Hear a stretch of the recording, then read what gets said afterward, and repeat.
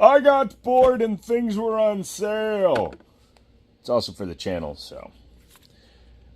Retay RXP 22. This is a 22 caliber long rifle.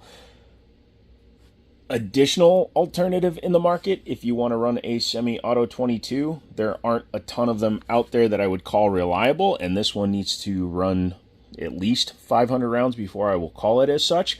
But it looked interesting. It was very reasonable. It was available on Palmetto State for under 200 bucks. So if you get things for the right price, it's worth checking out. Kind of gives a GSG vibe, but it feels a lot better, quite honestly.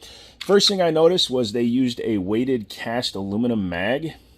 I think it's cast aluminum. It might be zinc, but very heavy, which adds to the overall weight of the gun, gives it kind of a good feel. This is what they do with airsoft guns, by the way, in order to make them feel heavier. They'll have a cast mag with the CO2 canister in the middle.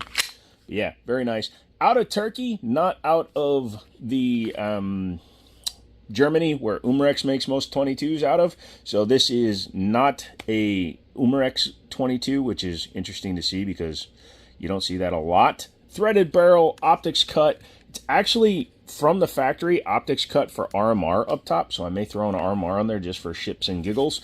Double action and single action. Do not dry fire this gun.